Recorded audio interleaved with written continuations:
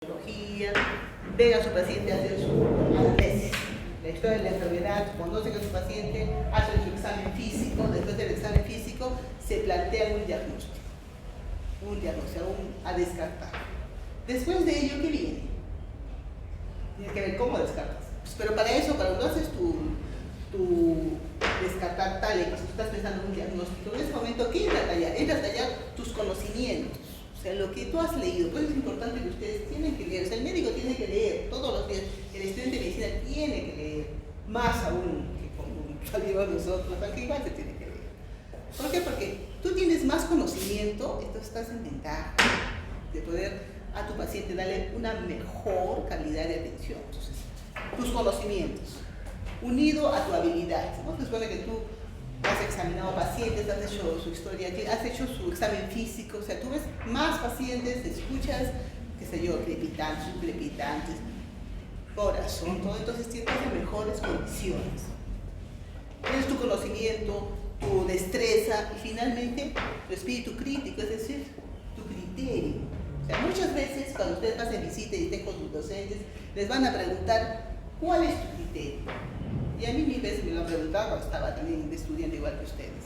Y cuando te dicen cuál es tu criterio, no te están diciendo qué leíste en el libro A, en el libro B, en el libro C, o qué encontraste en el paciente A, B, C. No, te está diciendo tu criterio. Es decir, ¿qué tú harías? ¿Cuál es tu opinión? ¿Cómo tú estás en ese instante razonando en esa situación?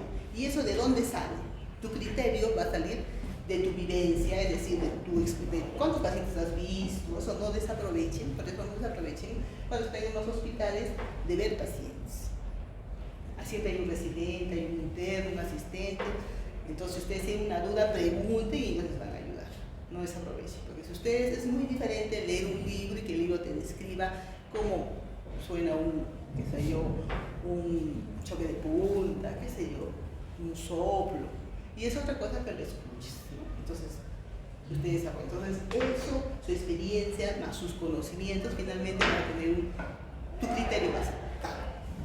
Por ejemplo, ¿no? Si tú ves un paciente, te ha venido a la consulta, una paciente X te dice, no vengo porque tengo fiebre, dolor, disuria, poliaguria, lo examinas, tienes perfusión positiva, todo cantadito parece una infección urinaria. Pides tu análisis, te viene negativo. ¿Qué piensas? Ahí entra, ¿qué entra ahí a tallar? Tu criterio, ¿no? Tu criterio, porque tú ya sabes, tú has examinado a tu paciente, le has preguntado sus síntomas, sus signos, has hecho su examen físico, sabes los hallazgos de tu examen físico y luego te va a venir el resultado del laboratorio.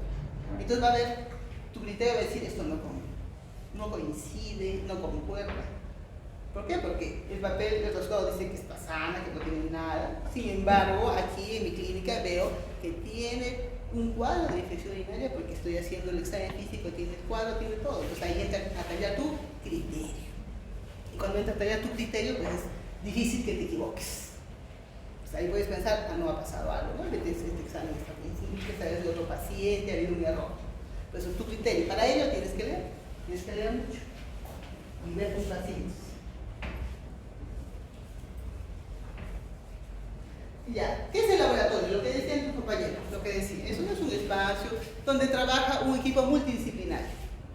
Hoy en día en el laboratorio aquí trabajan biólogos, trabajan tecnólogos médicos, trabajan químicos, técnicos de laboratorio, liderados siempre por el médico patólogo clínico.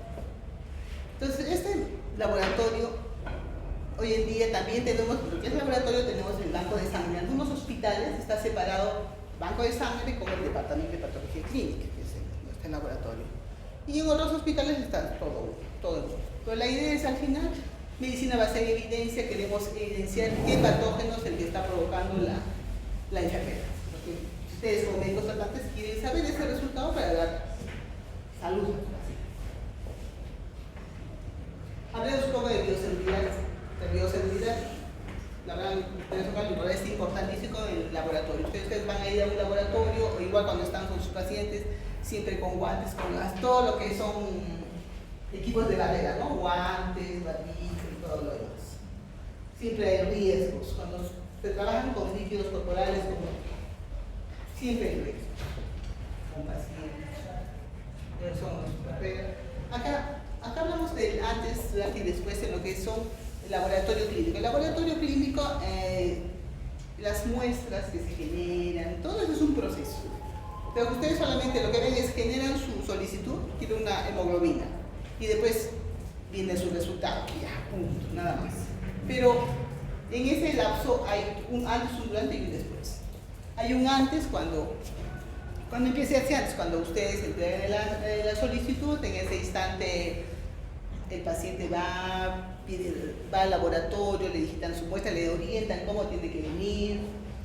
Ahí en ese instante las órdenes, las solicitudes del laboratorio tienen que estar nítidas, letra legible y poner siempre los datos importantes.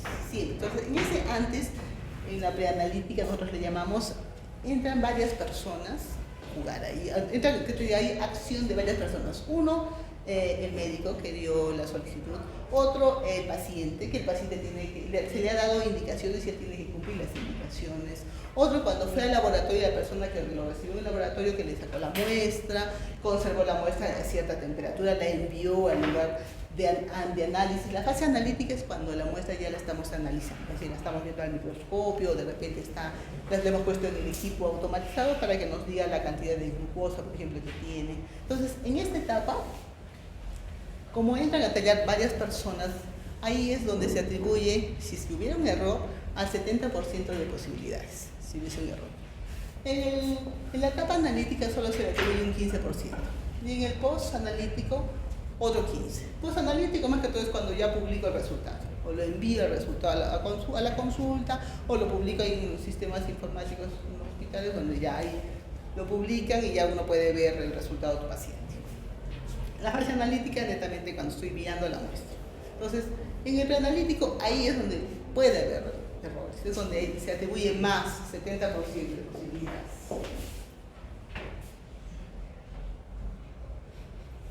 Hasta en enfermedades lógicas, enfermedades infecciosas parasitarias, el papel total. Hablemos del hemograma. El hemograma es uno de los más frecuentes. El hemograma es lo más importante. ¿Qué podemos decir del hemograma? Ahí es conteo de las células, más sobre todo las células rojas, las blancas y las plaquetas. Entonces, hacemos el histograma, leucograma y plaquetograma. Ahí es. El hemograma, ¿cuándo pedimos? Estas son las células sanguíneas, ¿no? Los eritrocitos, leucocitos, plaquetas. Lo más importante acá, ¿qué es? En lo que es leucocitos, estos son los neutrófilos, que es el que va a predominar hasta 65%. Es su cantidad que debe haber en un hemograma normal. Cuando tengo neutrófilos elevados, o sea, se tengo un 80%, y a la vez me están hablando de bastones, estos son los bastones. Cuando tengo los dos en mi resultado, neutrofilia y abastonados, ¿qué pienso? Que hay una infección bacteriana. Y en ese instante pienso que es una desviación izquierda. Entonces es clásica, ¿no? Paciente con neumonía, viene su resultado, verificas. Primero, leucocitosis. O sea, primero tiene que estar los leucocitos tienen que estar hasta 10 días lo normal. Entonces, tendría que estar a 12.000, 15.000, eso es leucocitosis. O sea, si están elevados los leucocitos, mira cómo están los neutrófilos. Los neutrófilos están elevados más de lo normal, porque generalmente lo normal está 65%, 70%. Si tú ves los neutrófilos están por encima, 80%, 90%, ya estás pensando en una neutrofilia. Y si ves que hay abastonados, que estos son. ¿Por qué hay abastonados? Abastonados son las células jóvenes.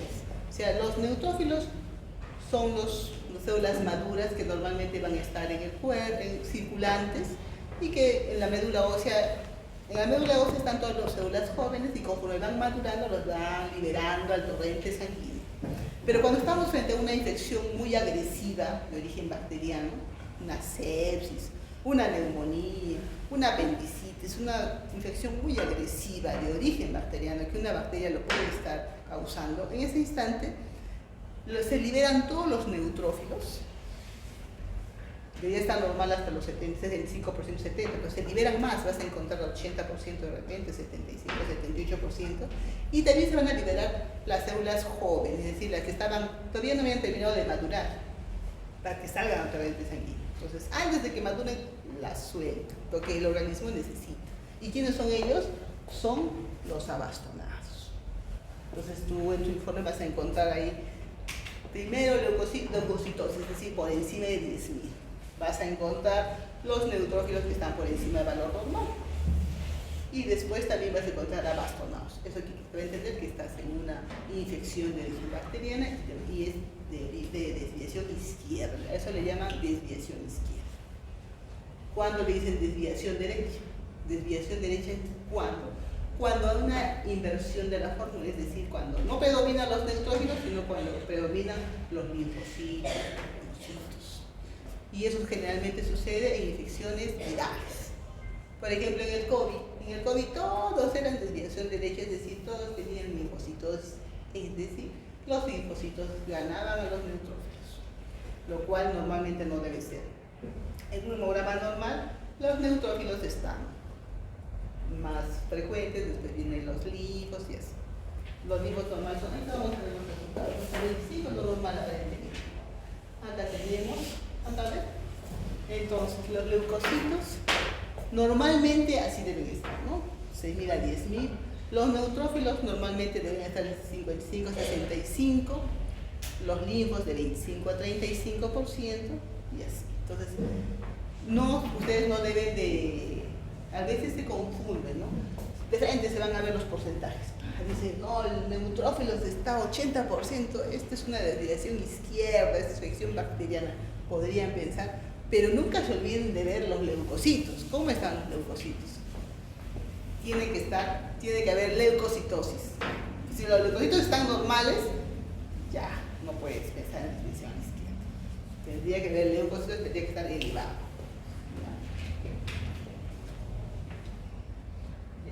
Como les decía, los leucocitos los neutrófilos cuando están elevados generalmente pueden ser infecciones de origen bacteriano, también puede ser por neoplasias hematológicas, por metástasis.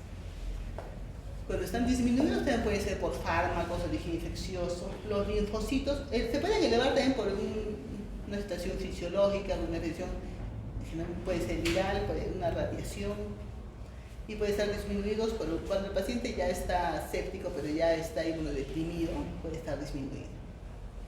Los monocitos están elevados, una hemopatía o enfermedades autoinmunes, los monocitos pueden encontrar elevados. Los eosinófilos, como ya saben ustedes, en lo que son episodios de alergias, parásitos, puede estar elevado, también hemopatías.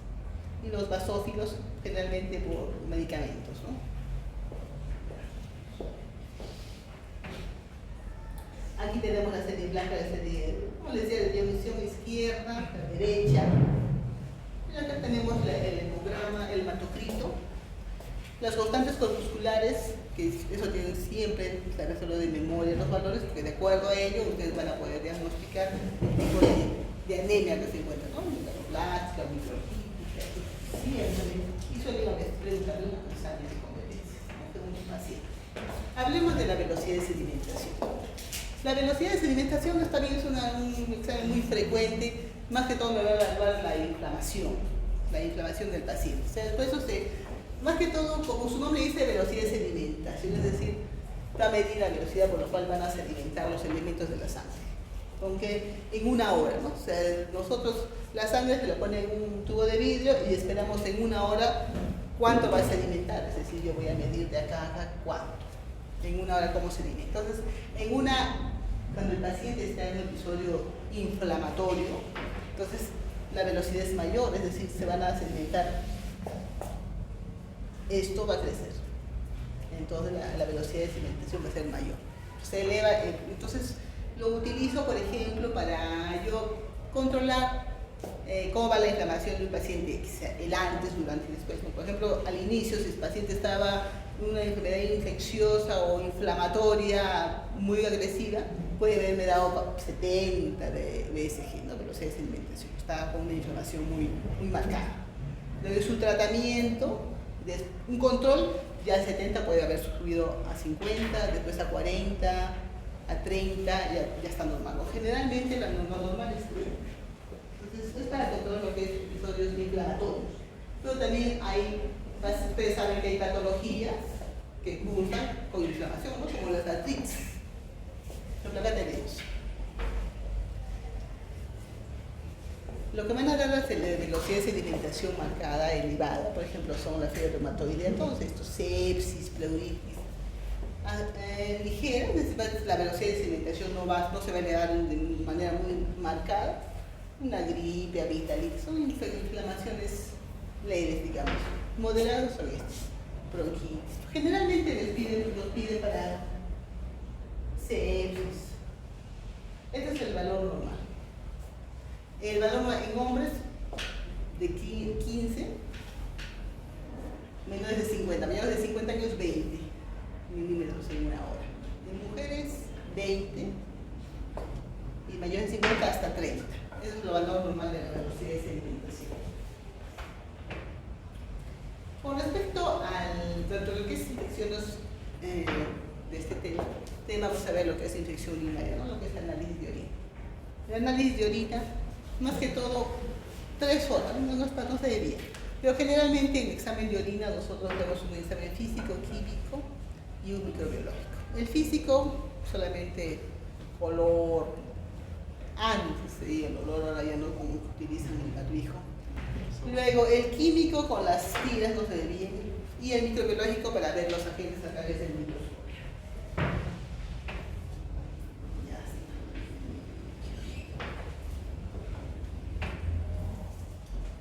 Lo normal, ¿no? O sea, los valores normales en la orina, leucocitos no debieran haber, hasta 5 lo aceptamos como normal. Eritrocitos tampoco debieran haber, también hasta 2 por campo, ¿no? Las células, puede haber de célula 2 por campo, cilindros, pero por ejemplo acá también entra a tallar mucho también tu criterio, ¿no? Si a ustedes les llega un resultado, les dice abundantes eritrocitos, por ejemplo, entonces ustedes siempre tienen que ver su paciente, ¿no? Es una paciente que acaba que está en su periodo menstrual, entonces esa sangre es producto de vía genital y no precisamente su infección urinaria. Entonces siempre tienen que ver todo el marco, ¿no? Conocer a los pacientes siempre. También una pregunta acá muy frecuente que les dicen, si el paciente viene, su resultado te dice que hay 3 leucocitos por campo y aparece bacterias abundantes, dice. O te dice más 50 bacterias por campo o 30 por campo. ¿Qué te parecería? Lo normal es que no hay bacterias, leucocitos hasta 5, eso es normal. Pero si en tu resultado te viene 50 bacterias por campo o 30 por campo si quieres, a 20, digamos 20 por campo, y leucocitos 4 por campo. ¿Qué les parecería? ¿Qué estaría pasando en ese momento? Puede ser una contaminación, ¿no? Puede ser una contaminación, y es muy frecuente esos resultados. Por eso, en este instante, uno, tu clínica, tu paciente, si lo conoces, si tienes sintomatología, como lo que has visto, si tienes signos, síntomas. Y es muy frecuente la contaminación de la muestra. No ha sido bien conservada. El líquido cefalorraquídeo, lo más importante aquí es que ustedes tienen que saber distinguir cuando estoy pensando en un líquido cefalorraquídeo, si está pensando en una infección bacteriana, viral, tuberculosa. Es importantísimo eso. Entonces, cuando tú tienes un paciente con una patología y estás queriendo darle su tratamiento, quieres saber quién está ocasionando esa infección, porque quieres curar a tu paciente. Entonces es muy diferente un tratamiento para una micosis, para un hongo, para una bacteria, para un virus. Entonces ahí es importantísimo que ustedes sepan diferenciar según tu resultado a dónde te vas orientando. Por ejemplo, en una infección bacteriana, la glucosa siempre va a estar disminuida. ¿Por qué? Dígame por qué. Porque con su bacterias usa glucosa. Su metabolismo. Claro, porque las bacterias consumen. Entonces, en un líquido cefalorraquídeo, si es de un paciente, el agente etiológico es una bacteria, la glucosa va a estar disminuida. Entonces tú ya, según el resultado, tú ya te vas orientando. O sea, si el paciente tiene un cuadro, me dirijo, y te vienen las proteínas elevadas, ¿qué piensas? Las proteínas, acá están. En la meningitis bacteriana las proteínas están elevadas. Cuando es de origen bacteriano. Cuando es de origen viral, por ahí un poquito quizás. Normal, mira, de 15 a 45, normal. En meningitis bacteriana, de 50 a 1500 proteínas. ¿Por qué está tan elevado? Porque cuando la infección es bacteriana va a haber lisis celular, va a haber una lucha entre la bacteria, el leucocito, el neutrófilo, todo el mundo está luchando. Y cuando hay una lisis celular, se libera el contenido. ¿Y qué se va a liberar? Entre otras cosas es la proteína. La proteína está elevada. Entonces, miras proteínas elevadas, miras que la glucosa ha bajado, ya debe ser una infección bacteriana. De origen viral es diferente. De origen viral, como tú ves, la glucosa no varía grandemente.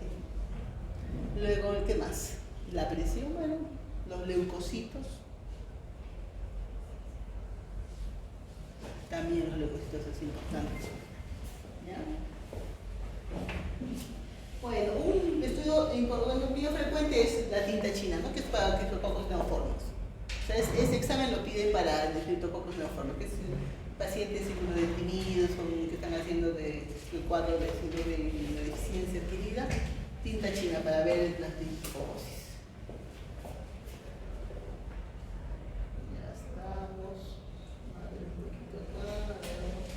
Entonces, un poco nomás de las vacunas, aquí solamente bueno, lo que es, en cuanto ustedes estudian las bacterias gram negativas, el criterio para ver, tú quieres ver qué bacteria gram negativa está ocasionando esta enfermedad.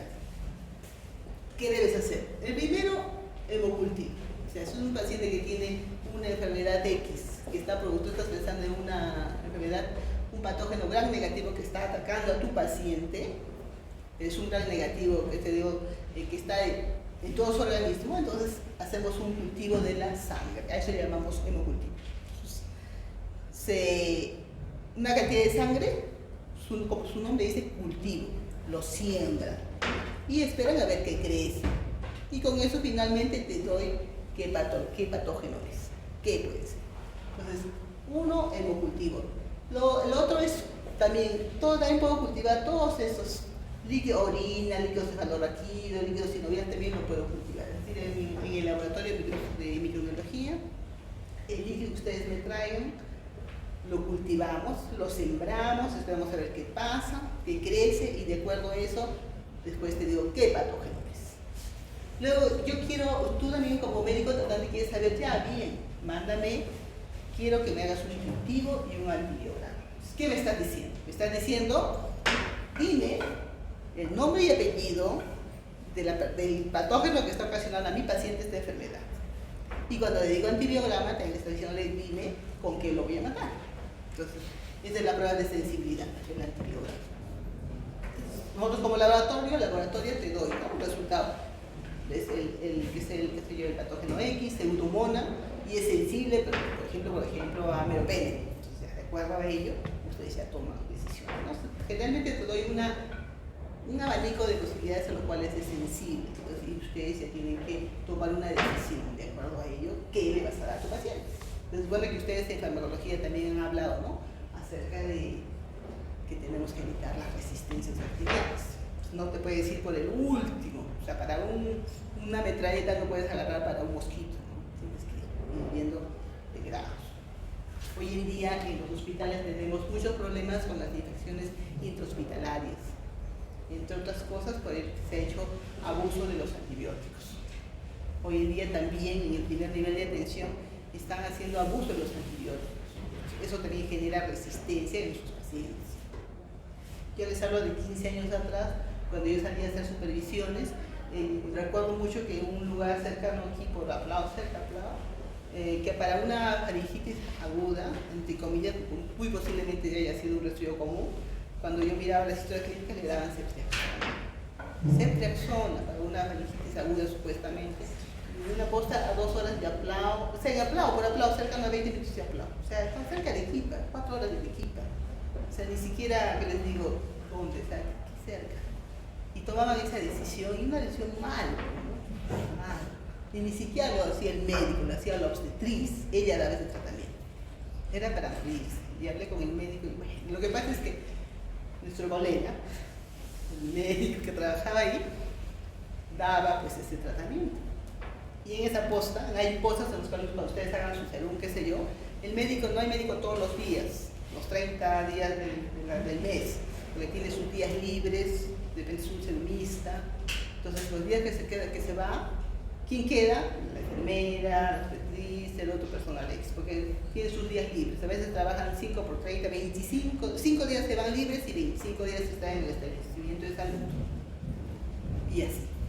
Entonces, conclusión, este personal de salud agarraba y se copiaba pues el tratamiento del doctor, ¿no? Y daba, no, mira, es que está dando ceftriaxona, yo también. Y daba ceftriaxona como caramelo, pues lo distribuía a todo el mundo. Pero eso ¿qué ha producido? Pues resistencia bacteriana. Porque de repente la enfermedad hasta era viral, porque era una faringitis, un artrocito de garganta. Yo miré, recuerdo la historia. Mal, pues. Entonces, eso es un problema. Si ustedes no deben cometerlo. Entonces, en lo que son bacterias gram negativas, si estás pensando en ellos, pues, siempre tienes que pedir tu hemograma, ¿no? Tu hemograma completo te va a dar luces, te va a ayudar, te va a orientar si puede ser una infección bacteriana, viral, ya está. No te va a decir si es gram negativo o gram positivo, pero sí te va a decir que es una bacteria, ¿no? Te puede ayudar en ello. Luego, lo que es marcadores para ver la inflamación, para ver la inflamación con la velocidad de sedimentación, pero también se usa la procalcitonina y también se usa la proteína C reactiva. También es bueno, pero es un indicador para que son inflamaciones. ¿Y qué más? En los gram negativos me dice también, por ejemplo, tenemos la E. coli, salmonella, pseudomonas, tenemos sobre su membrana, ¿no? O sea, esa membrana por lipopolisacáridos que van a tener de rojo, eso también les da pues una propiedad con referente a los antibióticos que se tienen que usar. Infecciones intrahospitalarias, igual, tu hemograma, cultivos, los hemocultivos, para ver por el cultivo sanguíneo qué patógeno puede ser. Siguen los cultivos, no hay pierde con los cultivos de líquidos de cefalorraquídeo, todo. Por ejemplo, en orina, no vas a pedir a todos los exámenes de orina a cultivo. Y eso sí, ahí entra tu criterio, lo que leas y que veas tu paciente. Por ejemplo, ahí ¿qué pasa?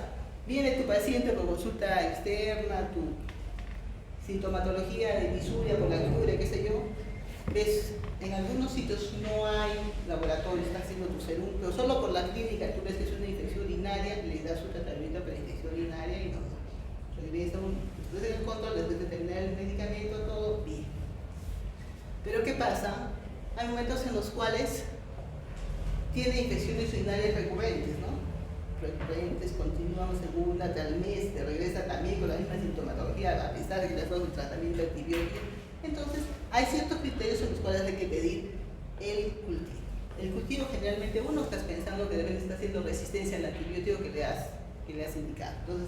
Entonces te urges identificar de repente cuál es el patógeno más frecuente de infecciones urinarias. ¿Cuál es? E. coli. Entonces, de repente es una E. coli, ¿no? De repente es otro, de repente es un Pseudomonas, de repente es un Proteus, de repente es otro el que está produciendo esa infección urinaria. Para ello, pides el cultivo, porque estás pensando es otro el patógeno.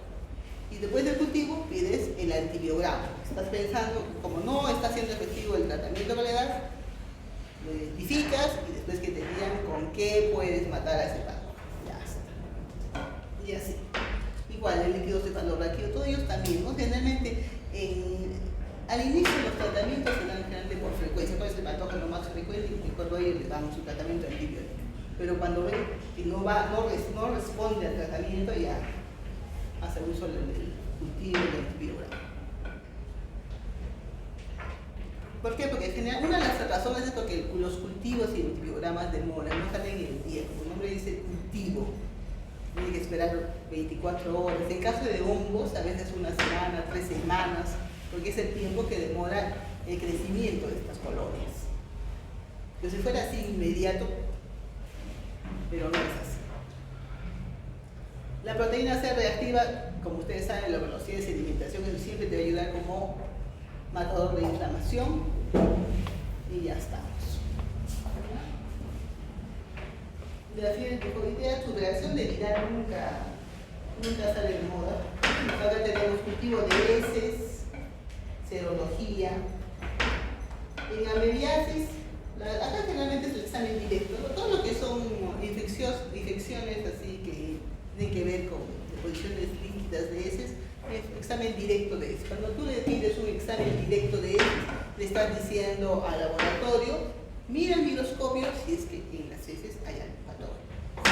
Examen directo de heces, entonces el laboratorio va a mirarlo y va a encontrar de repente unos huevos de ameba, va a encontrar de repente oxiuro, va a encontrar qué sé yo. Examen directo. Es muy diferente del TB. ¿Qué es el TB? El TB no es Sangre oculta. claro, es otro, o sea, eso no lo hacen directo. Bueno, es un examen que tiene otra metodología. Este examen directo es al microscopio.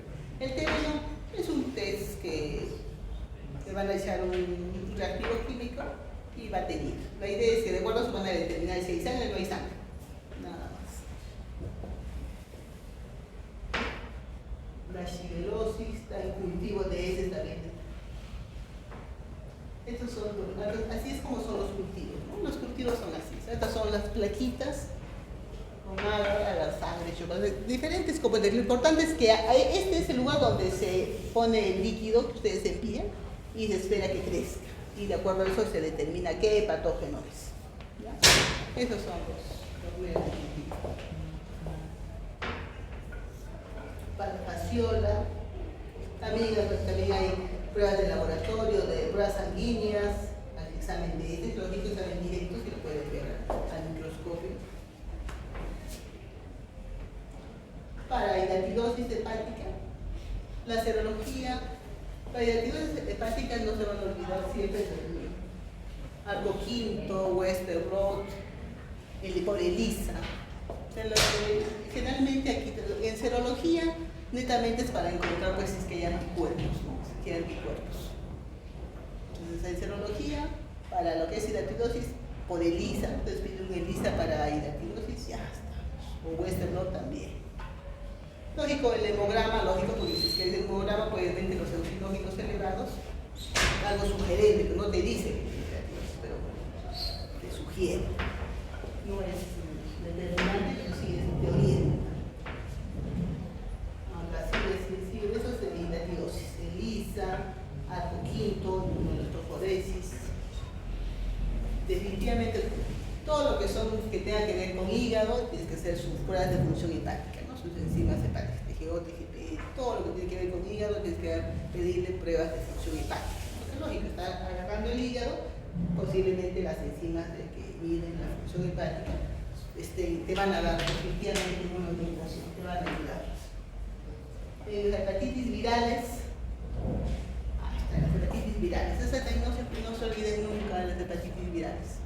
Para las hepatitis virales, ¿qué pido? Pido el antígeno de superficie, pido el antígeno core, hepatitis B, ¿no? Hepatitis B, antígeno de superficie y el antígeno del core, los dos pidos. Entonces, si el antígeno de superficie, cuando se me da positivo, me va a decir que hay que está encontrando el antígeno de superficie del virus y me habla que hay una infección activa del virus, el antígeno de superficie.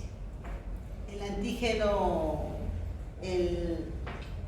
si hablamos de anticuerpos, si encuentro el anticuerpo contra el antígeno de superficie, ya que estoy pensando. Si hay anticuerpos, quiere decir que ya ha habido una infección previa, ¿no?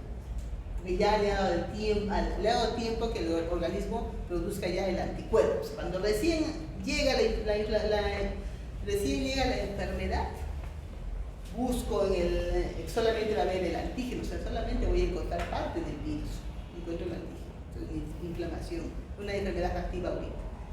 Si hago la otra prueba, el anti-HBs, ya estoy buscando el anticuerpo. Si encuentro anticuerpo, ya quiere decir que ya ha habido un tiempo que ya le ha dado tiempo a que el organismo te produzca el anticuerpo. Entonces ya ha habido una infección previa.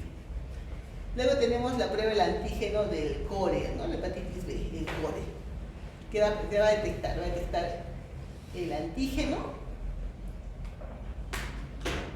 en el núcleo, el antígeno del núcleo, en infección activa por el virus. Entonces, al final, este tipo de exámenes, por ejemplo, cuando los pedimos, en nuestro caso, en el laboratorio, por ejemplo, pacientes que vienen a donar sangre, pedimos varios análisis, uno de ellos estos exámenes de hepatitis, ¿no? Podemos ver, este paciente tiene que estar totalmente sano para yo poder esa sangre, aceptarla y poderla pasar a pacientes, a cualquier paciente. O sea, yo tengo que darle sangre sana. Si el paciente está chocado, está en operaciones, ha hecho su shock hipovolémico, le han estado operando, qué sé yo, le han estado haciendo una histerectomía. Y por ahí se ha llevado un vaso y ha comenzado a sangrar de forma profusa, hace su shock hipovolémico. Y en ese instante, el cirujano, todo se bloquea, sangre urgente. Entonces al laboratorio, al banco de sangre, le dicen, pásenme 2, 3 unidades de sangre, 2 unidades de sangre, paquete globular. Entonces en ese instante, yo tengo que darle el paquete globular porque tiene que estar 100% sano. No le puedo dar a lo que está mal, ¿no es cierto? Entonces a ellos de cajón, así, sí o sí, estas pruebas tienen que salir negativas. Si no, en la sangre no lo usamos.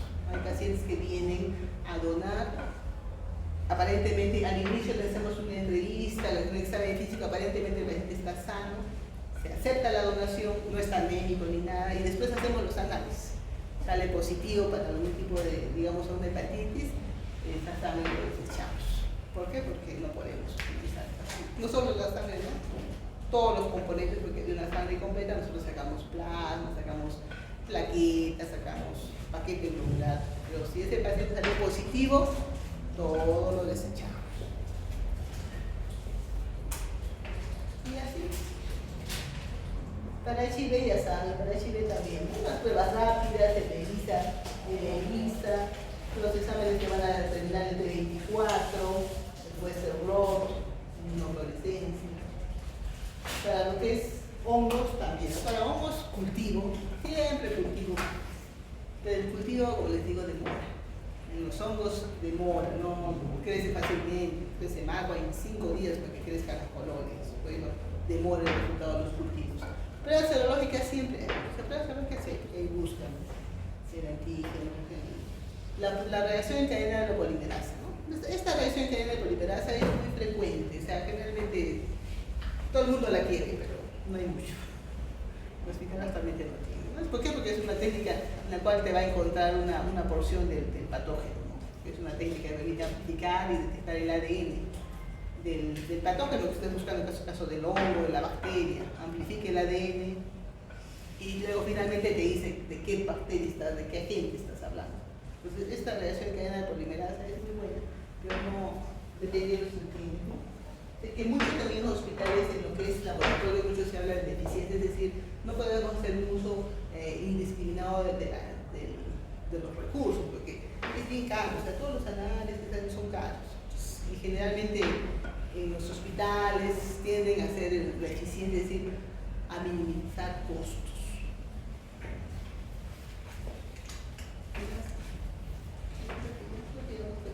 Anaerobios, no se olviden siempre de anaerobios, también los cultivos, los antibiogramas, ya. Infección urinaria que hemos hablado, las diarreas, y ya están cansados. Bueno chicos, finalmente, ¿qué es el laboratorio clínico? Uno te va, es medicina en evidencia, te va a ayudar a determinar el patógeno que está atacando a tu paciente, te va a apoyar en tu diagnóstico, va a ser un apoyo para tu diagnóstico. Pero también va a ser un complemento, que en base a ese resultado tú vas a poder pedir otros resultados, otros análisis. Pero siempre, ante todo, está lo que el conocimiento que tú tengas, y tus destrezas y tus habilidades. Por eso tienen que leer, no hay más. ¿Ya chicos? Es todo, voy a hacer descansar, están descansados. Pues tienen con la nosotros creo que tienen ahora una prueba.